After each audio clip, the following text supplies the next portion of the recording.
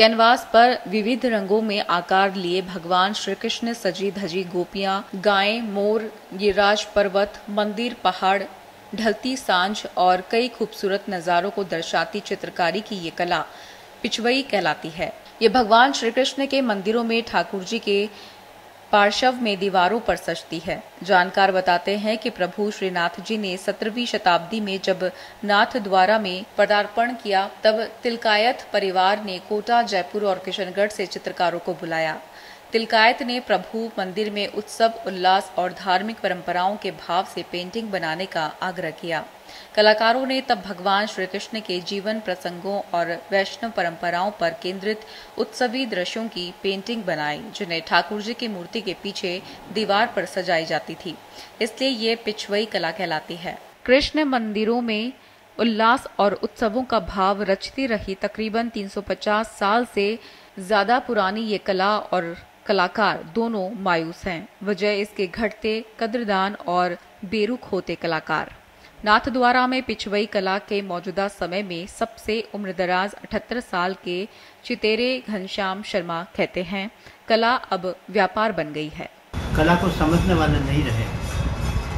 दूसरी चीज ये हो गई कि जैसे जितने भी पहले के आर्टिस्ट हुए थे उन्होंने अपना स्टडी की, स्केचिंग किया, एक दूसरे से कलाकार के असिस्टेंट रहे और अब इनको स्केच करने की ज़रूरत नहीं, डायरेक्ट फोटो स्टेट किया, उसको पेस्ट किया, उसी में कलर कर देते हैं। पहले रेफरेंस नहीं थे, आज हजारों रेफरेंस है। पहले फोटोग्राफी नहीं थी, आज आपको नेट पर सभी मिल जाते हैं। तो इतना परिवर्तन है, इसलिए कलाकार कम हो गए।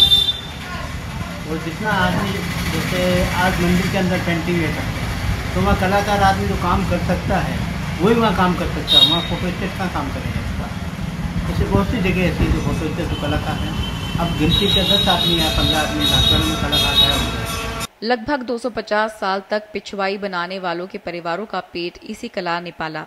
नाथद्वार में तब जांगीड़ और आदिगोड़ समाज के लोग चित्रकारी के सिलसिले में आए और नाथद्वारा में ही बस गए। मंदिर की ओर से उन्हें काम और उसका अच्छा दाम मिलता था। आज भी कुछ परिवार पिछवई का ऑर्डर मिलने पर पेंटिंग बनाते हैं।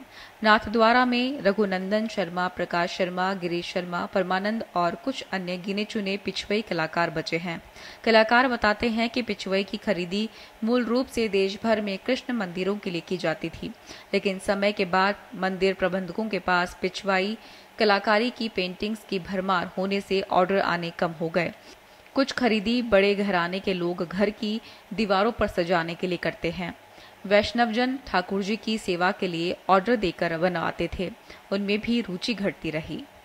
बचाने का तो ये जो मंदिर वाले हैं, जितने भी मुस्लिम आदमी संप्रदाय के, किसी भी संप्रदाय के मंदिर वाले हैं, ये अगर पिछवई बनवाते हैं कि भाई हमें पिछवई बनाओ, हर उत्सव को हम लगाएंगे, आर्टिस्ट को प्रोत्साहित करते हैं कि तुम ऐसी बनाओ, क्वालिटी बनाओ।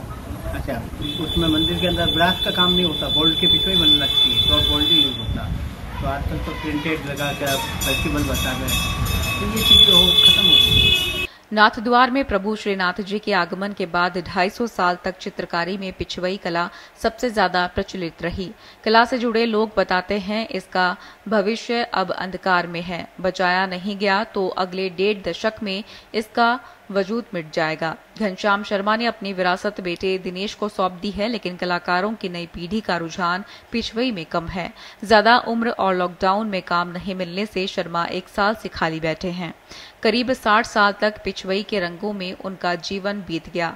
राजसमंद से जितेंद्र की रिपोर्ट, पत्रिका टीवी राजस्थान।